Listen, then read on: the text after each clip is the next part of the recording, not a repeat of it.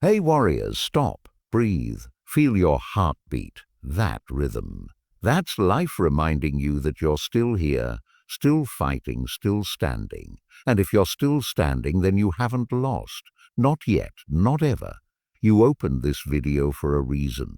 Maybe you don't even know what that reason is. Maybe it was instinct. Maybe something inside you whispered, listen, please just listen. So here I am. Here you are. And what I'm about to tell you might save your life.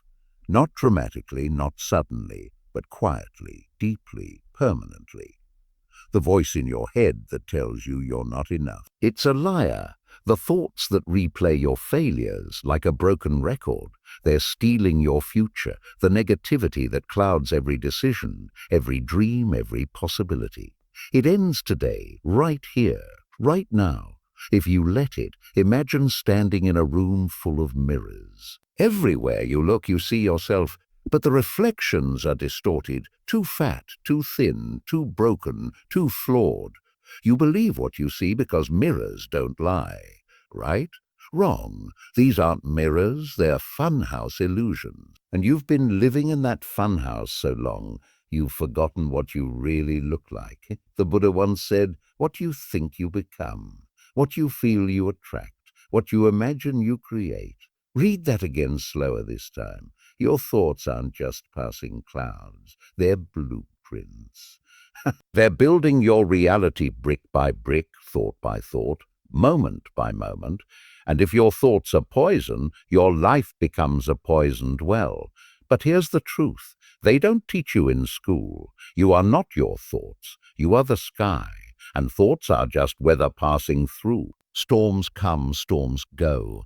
But the sky remains vast, limitless, untouched by the chaos below it. Right now, you're at war, not with the world, not with other people, with yourself. Every morning you wake up and the battle begins. You can't do this. You're going to fail. Nobody believes in you. Oh, why even try?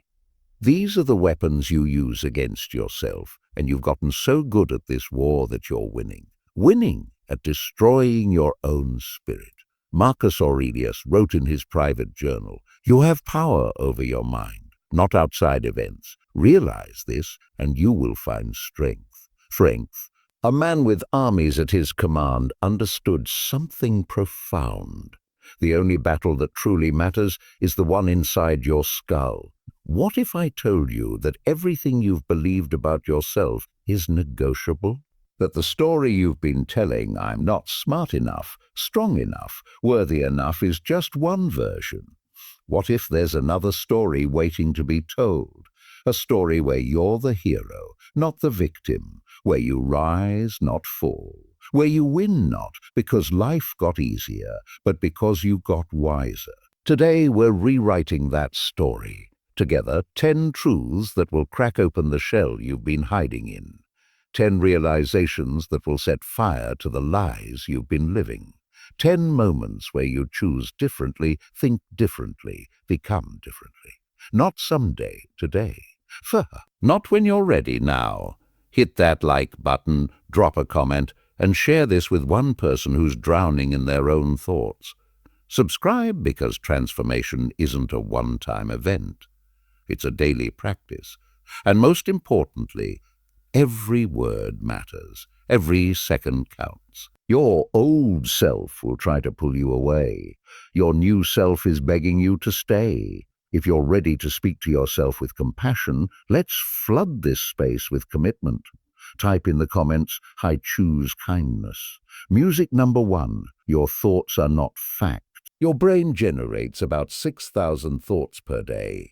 6,000, and most of them complete fiction, stories, assumptions, fears dressed up as facts, yet you believe them. You treat them like gospel truth, like divine prophecy, and they're destroying you from the inside out. When you think I'm a failure, that's not a fact. That's a feeling wearing a disguise. When you think nobody likes me, that's not reality. That's fear speaking with confidence.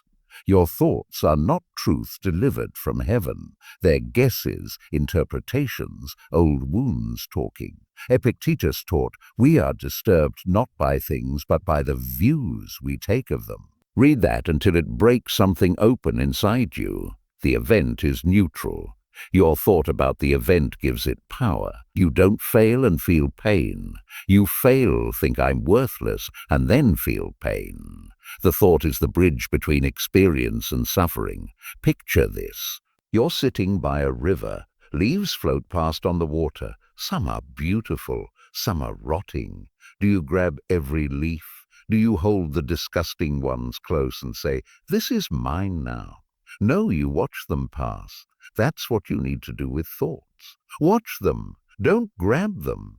Don't make them yours. Your mind is trying to protect you, but it's using outdated methods. It remembers every pain, every rejection, every failure, and it warns you constantly. Don't try. You'll get hurt again. It thinks it's helping. It thinks it's keeping you safe. But safety and growth don't live in the same house. Sometimes the thoughts that feel most urgent are the ones that deserve the least attention. Try this right now. When a negative thought appears, say I'm noticing the thought that I'm not good enough. Not I'm not good enough, but I'm noticing the thought. Feel that space, that distance. That's freedom. That's you remembering you are not your thoughts. You are the one watching them. Every thought that enters your mind is asking for permission to stay. You are the gatekeeper. Sure, you decide what gets in. Some thoughts knock on your door, and you need to say, thank you for your concern, but I don't need you right now. Then close the door gently, firmly. Cognitive science proves this. Thoughts are mental events, not facts about reality. They're electrical signals in your brain, influenced by your mood, your sleep, your blood sugar, your past. A thought that says, I'm terrible, when you're tired and hungry, holds the same weight as a thought that says, I can fly. Neither is true just because your brain produced it. Start paying attention today. Become a thought detective. When something goes wrong, pause. What is your mind telling you? Is it being fair or fearful? Is it speaking truth or trauma? Is it helping you grow or keeping you caged? The moment you notice is the moment you gain power. The quality of your life is directly linked to the quality of your thoughts. But here's the beautiful part. You're not stuck with the thoughts you have today. You can question them, challenge them, replace them. You can choose thoughts that serve your growth instead of feeding your fear. This is where freedom lives, in the space between the thought appearing and you deciding whether to believe it. In that space, you are powerful. In that space, you are free. Number 2, the voice of your inner critic isn't yours. Close your eyes and listen to that harsh voice in your head. Really listen. Whose voice is it? I bet it's not yours. It's your father's disappointment, your mother's anxiety, your teacher's impatience, your ex's cruelty. That voice criticizing you isn't original. It's an echo, a recording, a ghost from your past that you've let move into your present. Carl Jung said something that should shake you awake. Until you make the unconscious conscious, it will direct your life, and you will call it fate. You think you're choosing to think negatively. You're not. You're replaying someone else's word. You've internalized voices that were never meant to live inside you. Think about a child learning to walk. They fall. They get up. They try again.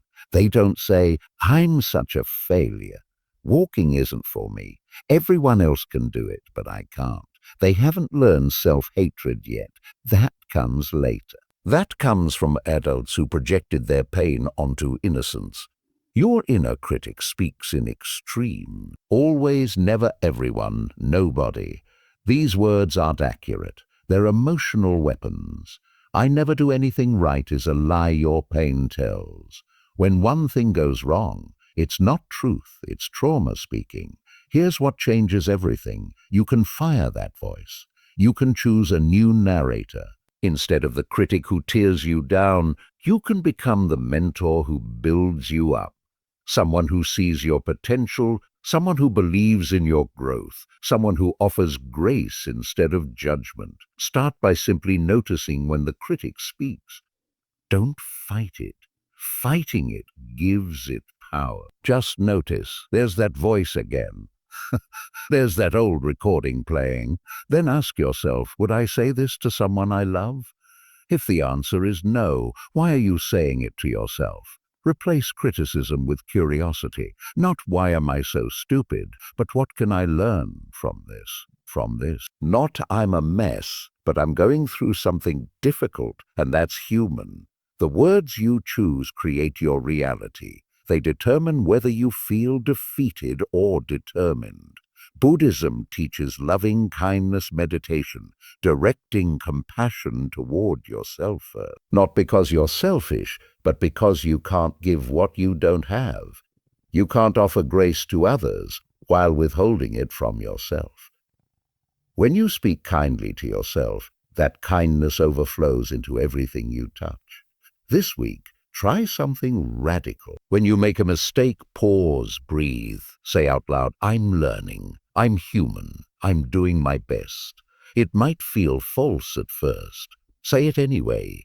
Repetition creates belief, and these words are truer than any criticism you've been feeding yourself. The inner critic is loud because you've practiced listening to it for years, decades maybe, but volume isn't validity. Just because it's loud doesn't mean it's right. Every time you choose a kinder thought, you turn down its volume. Every time you speak to yourself with compassion, you strengthen a different voice. The voice of truth, wisdom, love. You didn't create that critical voice on your own. It was taught to you, installed in you, programmed into you. But here's the power you've always had. You can reprogram it. You can choose new words, new tones, new messages. You can become the voice that saves you instead of the voice that drowns you. If you're choosing a new inner voice today, type in comments, I speak to myself with love. Number 3, a comparison is stealing your joy. You're scrolling. Everyone's winning. Everyone's glowing. Everyone's living their best life. Their body is perfect. Their relationship is goals. Their success is effortless. And you feel invisible, inadequate, left behind. This is the trap. This is the theft. This is comparison stealing the only thing that truly matters, your peace. Theodore Roosevelt said, comparison is the thief of joy. But it's worse than that. Comparison is the thief of presence. It steals your ability to see your own progress. It blinds you to your own blessings. It makes you hate your chapter 3 because someone else is on chapter 20. You're comparing your reality to their highlight reel. Their vacation, not their debt, their promotion, not their rejection letters, their smile, not their tears. You see the mountaintop. You don't see the climb. You don't see the falls. You don't see the blood on their knees from crawling when they couldn't walk. Social media has turned comparison into an addiction, an endless feed of proof that everyone else has it figured out. But it's a lie. A curated lie, filtered, edited, carefully selected moments designed to look effortless when they cost everything. But even without social media, comparison existed. It's human to look around and wonder if you measure up. The problem isn't the glance, it's the stare. It's when you use their success as evidence of your failure, when you make their journey proof that something's wrong with yours. Listen to me, your path is yours alone. Nobody else has your combination of gifts, scars, dreams, and destiny. You're not supposed to look like them, move like them, win like them. You're supposed to become the fullest expression of yourself, not a cheap copy of someone else's life. The Stoics practiced focusing on what's within their control. You can't control their timeline. You can't control their advantages. You can't control their luck or privilege. But you can control where you place your attention. You can control whether you celebrate their win or resent it. You can control whether you focus on what you lack or what you have. Start a gratitude practice. Every morning, name 3 things going right in your life. Not perfect, just right. Your health, your friend, your persistence. These things are real. They're yours. They matter more than any stranger's Instagram post. When you catch yourself comparing, redirect immediately. Instead of "they have what I want," try "their success shows me what's possible." Instead of "I'm so far behind," try "I'm exactly where I need to be to learn what I need to learn." The shift is subtle but seismic. Celebrate other people genuinely. Their success doesn't diminish yours. The universe isn't running out of blessings. There's enough sunlight for every flower, enough rain for every seed. When you cheer for others, you free yourself from the prison of competition. You remember we're all just trying to grow. Run your own race at your own pace toward your own finish line. Because here's the secret they don't tell you. Everyone's finish line is different. You're not competing with them. You're becoming who you were meant to be. And that person is incomparable. Stop measuring your worth against someone else's ruler. Build your own measurement. Define your own success. Celebrate your own growth. Your journey is sacred, unique, repeatable.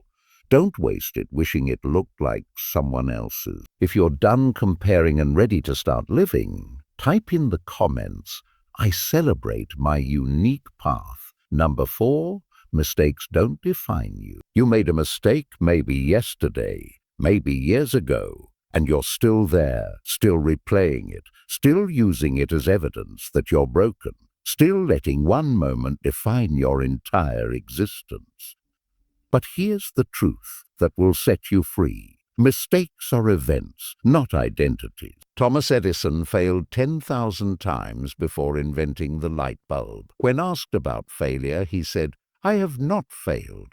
I've just found 10,000 ways that won't work." He understood something profound. Mistakes aren't proof you're broken. They're proof you're brave enough to try. You didn't fail. You experienced failure. You didn't mess up your life. You had a moment that didn't go as planned. The mistake is something that happened. It's not who you are. But when you fuse your identity with your errors, you trap yourself in a prison made of shame. Understand the difference. Shame says I am bad. Guilt says I did something bad. One attacks your character. One addresses your behavior. Shame keeps you stuck. Guilt helps you grow. The difference is freedom. Your brain has a negativity bias. It remembers mistakes more vividly than successes because evolutionarily remembering danger kept your ancestors alive. But in modern life, this bias doesn't serve you. It makes you replay your worst moments while forgetting your best ones. It makes you define yourself by your lowest point instead of your highest potential. Think about the people you love. Do you define them by their worst day? Do you hold their mistakes against them forever? Nah. You see them with compassion. You give them grace. You understand they're human. So why can't you give yourself the same grace?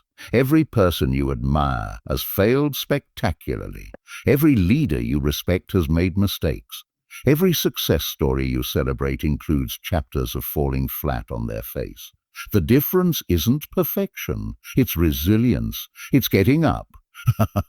It's learning. It's trying again. Mistakes are data, information, teachers. They show you what doesn't work so you can discover what does. When a scientist's experiment fails, they don't quit science. They adjust the hypothesis. They try differently. Your life is the experiment. Your mistakes are the results guiding you toward better methods. Stop punishing yourself for being human. Stop holding yourself to a standard that nobody on this planet can meet. Perfection is not the goal. Growth is the goal. Growth is the goal. Becoming a little wiser, a little kinder, a little braver than you were yesterday, that's the goal. Forgive yourself, not because what you did was okay, Not because it didn't matter, but because carrying the weight of your past is preventing you from stepping into your future. Forgiveness doesn't erase the mistake. It releases you from the prison of shame so you can move forward. Reframe your self-talk immediately. Instead of "I'm such an idiot," try "I made a choice that didn't work out and now I know better." Instead of "I ruin everything," try "this situation didn't go well and I'm learning from it."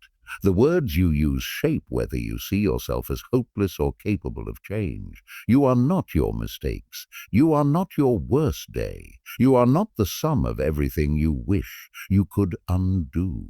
You are a person learning, evolving, becoming. You are worthy of forgiveness. You are worthy of grace. You are worthy of starting again as many times as it takes. If you're ready to release the shame and embrace the lesson, type in the comments, "I am more than my mistakes." Number 5. You don't need permission to start over. There's something you want to change, something you want to release, something you want to begin, but you're waiting. Waiting for the right moment. Waiting for someone to tell you it's okay. Waiting for permission that will never come because nobody is going to give you permission to live your life. You have to give it to yourself. Mary Oliver asked in her poem, "Tell me, what is it you plan to do with your one wild and precious life? Not what others think you should do, what you plan to do. Your life is yours. Your choices are yours. Your fresh start is yours to claim right now. You don't need to wait until Monday. You don't need January 1st.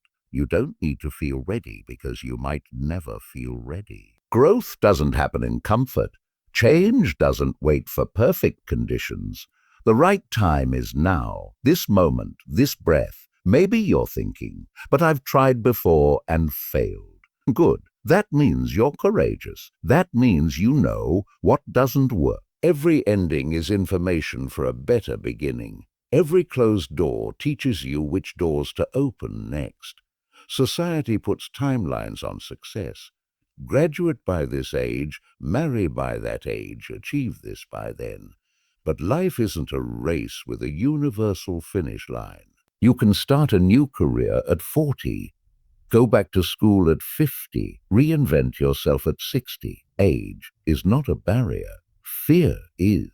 You're allowed to change your mind. You're allowed to want something different than you wanted 5 years ago. You're allowed to outgrow old versions of yourself. You're allowed to release goals that no longer serve you and chase dreams that set you on fire today. Evolution is not betrayal. The Japanese have a concept, kaizen, continuous improvement through small, consistent changes. You don't have to transform overnight. You don't have to become someone completely different by tomorrow. Just take one small step today, then another tomorrow. Small steps taken consistently lead to extraordinary places. What's stopping you isn't ability, it's the story you're telling yourself. I'm too old. I'm too young. I don't have money. I don't have time. People will judge. These are real concerns, but they're not walls. They're hurdles. And hurdles can be jumped. Starting over doesn't mean your past was wasted. Every experience taught you something. Every challenge strengthened you. But every mistake gave you wisdom. You're not throwing away your history. You're building on it. You're using everything you've learned to create something better. Give yourself permission to be a beginner again. Give yourself permission to not have all the answers. Give yourself permission to stumble, learn and figure it out as you go. Nobody starts as a master. Mastery comes from daring to start. Right now, decide one thing you're going to change, one habit you're breaking, one dream you're pursuing, one truth you're living. Don't announce it. Don't wait for applause. Just begin quietly, powerfully. Today you are not stuck. You are not trapped. You are not doomed to repeat the past. Every single moment is a chance to choose differently, to speak differently, to act differently, to become differently. The power has always been yours. Now use it. Stop asking for permission from people who don't own your life. Stop waiting for validation from people who don't understand your vision. Stop delaying your dreams because of fear dressed up as wisdom. Start today now. This moment is all you have. Don't waste it waiting. If you're ready to start over without asking anyone else, type in the comments, "I give myself permission." Number 6, your worth isn't measured by productivity. You're exhausted, running on empty, but you can't stop, can't rest, because rest feels like weakness. Slowing down feels like failure. You've built your entire sense of worth on what you accomplish, how much you produce, how busy you look, and it's killing you slowly from the inside. Lossu wrote, "Nature does not hurry, yet everything is accomplished. Trees don't stress about growing fast enough. Rivers don't apologize for their pace. Seasons change without rushing. Yet you've convinced yourself that your value depends on constant motion, endless achievement, perpetual doing. You are not a machine. You're a human being, not a human doing. Your worth was established the day you were born, not earned through achievements. You don't become more valuable when you finish your to-do list. You don't become less valuable when you rest. Hustle culture has taught you a dangerous lie. That rest is laziness. That boundaries are selfishness. That saying no is disappointing people. So you say yes when you mean no. You work when you need sleep. You push when you need pause. And you wonder why success feels empty. Your body is screaming at you. Fatigue, anxiety, tension, pain. These aren't inconveniences to power through. They're messages begging you to slow down. When you ignore them, they get louder. Your body will force you to rest eventually, either by choice or by collapse. Think about the people you love. Do you love them for what they do or who they are? Do you care about your friend because of their job title or their heart? The answer is obvious. So why do you judge yourself by standards you don't apply to anyone else? There's a difference between ambition and anxiety. Ambition says, "I want to grow." Anxiety says, "I'm not enough unless I achieve." Ambition is fuel. Anxiety dressed as ambition is destruction. Learn to tell the difference. Rest is not a reward for productivity. Rest is a requirement for being human. You don't have to earn the right to take care of yourself. You don't have to justify needing a break. Your worthiness isn't up for debate based on today's output. Here's the irony. When you rest properly, you become more effective. Your creativity increases. Your focus sharpens. Your problem-solving improves. Rest isn't the opposite of productivity. It's the foundation. You can't pour from an empty cup. You can't run on fumes forever. Practice the art of enough. Enough work for today. Enough striving for this season. Enough proving for this lifetime. You are already enough. Not because of what you've done, but because of who you are. A human being worthy of rest, peace, and existence without justification. Set boundaries without guilt. Say no without over-explaining. Take breaks without apologizing. Your time is yours. Your energy is precious. Your peace is worth protecting. People who truly care will understand. People who don't, they're teaching you who deserves access to your life. What if you measured success differently? Not by how much you did, but by how present you were. Not by how busy you looked, but by how peaceful you felt. Not by external achievements, but by internal alignment. Success isn't doing everything. It's doing what matters and releasing what doesn't. You are worthy right now in this exact moment as you are. Not after you finish the project, not after you reach the goal, not after you prove yourself one more time. Right now, your existence is enough. Your being is enough. You are enough. If you're ready to rest without guilt, type in the comments, "I am enough without the hustle." Number 7, Healing isn't linear. You thought you were getting better. You had good days, strong days, days where you felt like yourself again. And then, suddenly, you're back. Back in the darkness, back in the pain, back in the struggle you thought you'd overcome. And you feel like you failed, like all your progress was illusion, like you're right back at the beginning. But here's the truth. Healing doesn't move in straight lines. It spirals, it eases and flows. It takes 2 steps forward and 1 step back. And that's not failure. That's exactly how healing works. Collion understood this. Healing means integration, not perfection. It means facing the same wounds at deeper levels, not erasing them completely. True, each time you revisit a painful place, you're not starting over.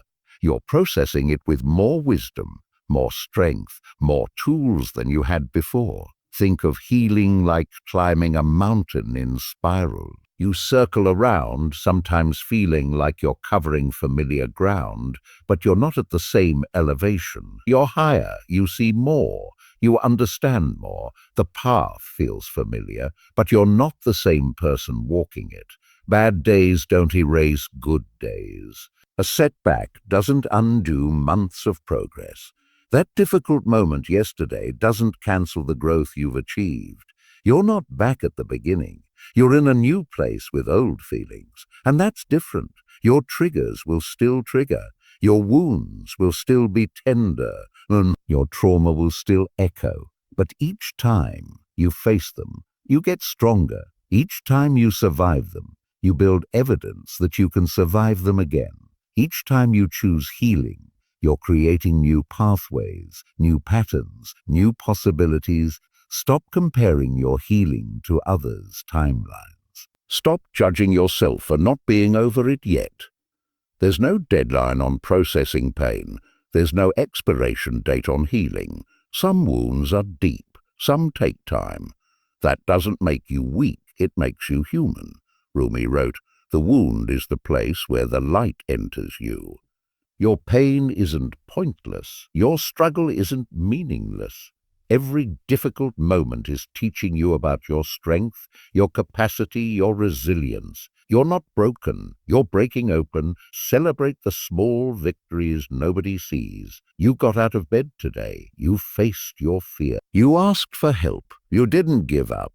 These aren't small things. These are acts of courage. These are evidence of healing. Even when it doesn't feel like enough, there will be days when you feel like you're drowning again. Days when old patterns resurface. Days when you question if healing is even possible. On those days, remember you've survived every difficult day so far. 100% success rate. That's not luck. That's strength. Healing requires patience you don't feel like you have. It requires trust when you're tired of trusting.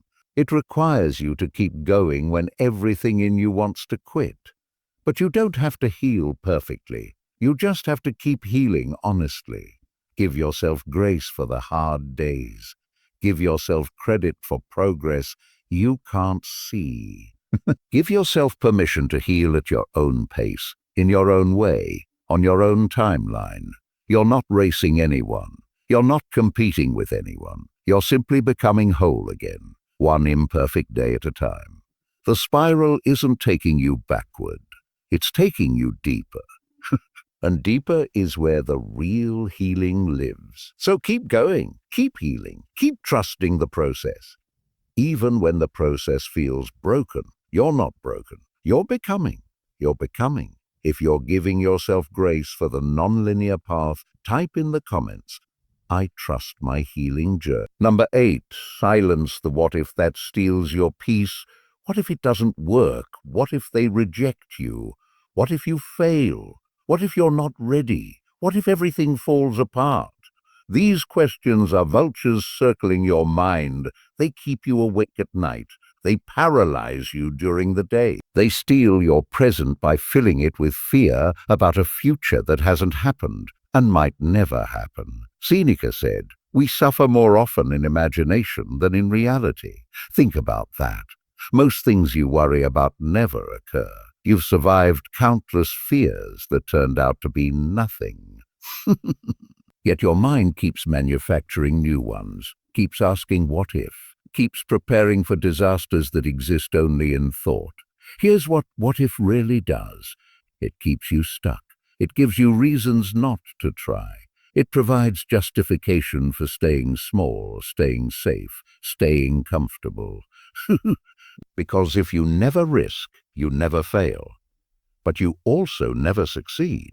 You never grow. You never live. Your brain is designed to predict danger. It's trying to protect you, but it can't tell the difference between real threats and imagined ones. It treats the possibility of embarrassment the same as physical harm. Your nervous system responds to what if. They laugh the same way it responds to what if there's a bear. But these aren't the same. What if you ask different questions? What if it does work? What if they say yes? What if you succeed beyond imagination? I'm just being realistic, you tell yourself. I'm just thinking ahead. But there's a difference between planning and anxiety. Planning asks, what's my next step? Anxiety asks, what's the worst that could happen? And replays it endlessly. Truth is, you can't control most outcomes. You can't guarantee results. You can't eliminate all risk. Life is uncertain by nature, but you control this. Whether you let fear make your decisions, whether you let what if steal your dreams before you even try. Every person who did something meaningful faced the same what if. Every artist before creating, every entrepreneur before launching, every person before saying I love you. The difference isn't that brave people don't feel fear. It's that they act despite it. They feel the what if and move forward anyway. Start catching yourself when what if thinking begins. Notice it. Name it. There's my mind trying to predict the future again. Then redirect. Bring yourself back to now. What do you know right now? What can you do right now? What's actually happening right now? Not in the imagined future. Practice the pause. When anxiety grips you, take 3 deep breaths. Feel your feet on the ground. Look around. Name 5 things you can see. This brings you back to reality, back to the present, back to the only moment you have power in. Replace catastrophic thinking with realistic thinking. Not blind optimism, but honest assessment. This might not work, and if it doesn't, I'll figure it out. I might fail, and if I do, I'll learn something. Things might go wrong, and if they do, I'll handle it. You've handled everything so far. You'll handle what comes next. The future unfolds whether you worry or not. Worry doesn't prevent bad things. It only prevents you from enjoying good things happening now. Choose presence over prediction. Choose action over anxiety. Choose living over endless mental rehearsal of things that might never be. Number 9, you're allowed to outgrow people and places. There are people in your life who knew the you who stayed quiet, the you who played small, the you who accepted less than you deserved, and now you're changing, growing, becoming. But they're uncomfortable with this new version. They want you to stay who you were because it makes them comfortable and you feel guilty for evolving. Epictetus said, "No man ever steps in the same river twice, for it's not the same river and he's not the same man." Change is the only constant. You're not who you were last year. You won't be the same next year. This is natural. This is growth. This is life. But here's the painful truth. Not everyone can grow with you. Not every relationship is meant to last forever. Some people are in your life for a season, not a lifetime. And that's okay. It doesn't make the love less real. It just means your paths are diverging. You've changed. Your values shifted. Your goals evolved. Conversations that once fulfilled you now feel empty. Places that felt like home now feel confining. Dreams you shared with people no longer align, and you feel guilty, like you're abandoning them, like you're being disloyal. But growth isn't betrayal. Choosing yourself isn't selfish. Creating space for your evolution isn't cruel. You can love people and still outgrow them. You can appreciate what they brought while acknowledging they're no longer aligned with where you're going. Some people will celebrate your growth. They'll encourage your dreams. They'll support your transformation. These are your people. Keep them close. But others will resist. They'll criticize. They'll try to guilt you. They'll say you've changed like it's an insult. And maybe you have changed. Maybe that's exactly the point. You don't owe anyone your small self. You don't owe anyone stagnation to make them comfortable. You don't owe anyone the right to limit you just because they refuse to grow. Your first responsibility is to your own becoming. Letting go doesn't have to be dramatic. It doesn't require confrontation. Sometimes it's just a gentle release. Spending less time together. Creating boundaries. Allowing the relationship to naturally become what it needs to be now, even if that's less than what it was. The same applies to places. That job that once excited you now drains you. That city that once inspired you now suffocates you. That environment that once served your growth now limits it. You're allowed to leave. You're allowed to seek spaces that match who you're becoming. Grief is part of this process. It's okay to mourn what was moving toward what will be. You can feel sad about endings while knowing they're necessary. You can miss people while recognizing distance is healthier. You can honor the past while choosing the future. Your growth will threaten people standing still. Your light will make people uncomfortable who hide in darkness. Your courage will challenge people choosing comfort. This isn't your problem to fix. Your job isn't to shrink so others feel bigger. Your job is to become fully yourself. Trust the process of outgrowing. Trust that the right people will meet you at your new level. Trust that opportunities will align with your evolution. Trust that every ending makes space for a beginning that serves you better. You're not losing anything real. You're releasing what no longer fits so you can embrace what does. You are allowed to evolve. You are allowed to grow. You are allowed to become who you were always meant to be, even if it means leaving behind who you used to be and the people who loved that version. If you're ready to outgrow without guilt, type in the comments, "I honor my evolution." Number 10. Your story isn't over. You're here right now reading these words, which means you're still breathing, still fighting, still hoping. Even if that hope is barely a whisper, you've survived everything that tried to break you. Every loss, every betrayal, every moment you thought you couldn't continue. And yet, here you are. That's not luck, that's power.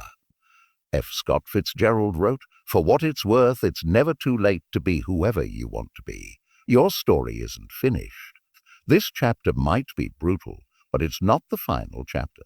You're still writing. You're still becoming. The best parts of your story might still be unwritten. Maybe you're at a low point right now. Maybe you feel defeated. Maybe you've lost faith in yourself, in others, in better days. But low points aren't end points. They're turning points. They're where transformation begins. Where you decide whether to give up or rise up. Every ending in your life has been a beginning in disguise. Every closed door pushed you toward one that needed to open. Every person who left made space for someone better. Every failed plan redirected you towards something more aligned.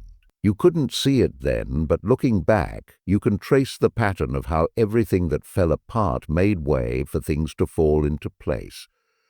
Your past doesn't determine your future unless you let it. Yes, you've been hurt. Yes, you've failed. Yes, you've made mistakes. But none of that defines what happens next. Every single day is a blank page. Every morning is a chance to write something different. The pen is in your hand. Think about the moments you almost gave up but didn't. Think about times you felt hopeless but kept going anyway. Think about the strength you didn't know you had until you needed it. You've already proven your resilience. You've demonstrated your capacity to survive. This moment isn't different. You'll get through this too. The Japanese art of kintsugi teaches a powerful lesson. When pottery breaks, they repair it with gold, making the cracks beautiful. The bowl isn't destroyed by breaking. It's made more valuable because of it. You are the same. Your scars, your struggles, your broken places, they're not flaws. They're proof of survival, evidence of strength. You don't need to have it figured out. You don't need to know where you're going. You just need to take the next step, then the next, then the next. One step at a time, one day at a time, one choice at a time. That's how every meaningful journey happens. Not in giant leaps, but in persistent forward motion. Stop waiting for someday. Stop waiting for perfect conditions. Stop waiting to feel ready. The life you want starts with choices you make today. The person you want to become is built through actions you take now. This moment matters. You matter. Your story includes pain, but isn't defined by it. Your story includes failure, but isn't defined by it. Your story includes struggle, but isn't defined by it. Your story is about resilience, about courage, about a person who kept going when everything said to stop. About someone who chose hope when despair seemed easier. The ending hasn't been written yet. The final chapter is still blank. And you hold the pen. What will you write? What will you create? What will you become? The answer depends on what you choose right now in this moment. With all the strength you've gathered from surviving everything that tried to break you, you are not defined by your darkest days. You are defined by the fact that you survived them. You are not measured by how many times you fell. You are measured by how many times you got back up. And you've gotten up every single time. That's not weakness. That's warrior energy. The world needs your story. The messy parts, the broken parts, the parts where you didn't know if you'd make it but somehow did. Because someone out there is in the darkness right now, and your story might be the light that helps them find their way out. So keep writing, keep becoming, keep choosing yourself, your healing, your growth, your future. The best chapters are often written after the hardest ones. The most beautiful mornings come after the longest nights, and your morning it's coming. It's closer than you think. If you believe your best chapters are still ahead, type in the comments, "My story continues." You made it all the way to the end. That says something about you. It says you're serious about changing. It says you're ready to stop letting negative thinking control your life. It says you're choosing yourself, your peace, your power. Everything we've walked through today comes down to one truth. You have power over your mind, not total control. That's unrealistic, but power. The power to notice when your thoughts are lying. The power to question the critic's voice. The power to choose which thoughts deserve your energy and which need to be released into the wind. This journey won't be easy. Rewiring thought patterns you've practiced for years takes time, patience, commitment. Some days will be harder. Some moments you'll slip back into old patterns. That's okay. That's human. That's part of the process. What matters is that you keep choosing awareness, keep choosing compassion, keep choosing to speak to yourself like someone worthy of love. Remember, your thoughts are not facts. Your inner critic is not your true voice. Comparison steals your joy. Mistakes don't define you. You don't need permission to start over. Your worth isn't measured by productivity. Healing isn't linear. What if thinking steals your peace? You're allowed to outgrow people and places, and your story isn't over. You are not stuck. Sure, you are not broken. You are not too far gone. You are a masterpiece in progress, and that's beautiful. You are learning to be gentler with yourself, and that's revolutionary. You are someone who stayed through this entire video because something in you still believes better days are possible. Hold on to that belief. Feed it, water it. Watch it grow into something that changes your entire life. Listen, I need you to do something before you go. Hit that like button. Not for me, but as a promise to yourself that you're done living small. Drop your most powerful affirmation in the comments. Let's build a community of people choosing themselves. Share this with someone fighting the same battle in silence. Subscribe because you need these reminders daily. You deserve daily encouragement. You deserve to remember your worth. You deserve to break free from negative self-thinking once and for all. Come back to this video on hard days. Let these words be your anchor when the storm returns. You are worthy, you are enough, you are becoming, and I promise you, your best days are still ahead. Let's make this the most powerful affirmation section on YouTube. I am worthy, I am enough, I am becoming.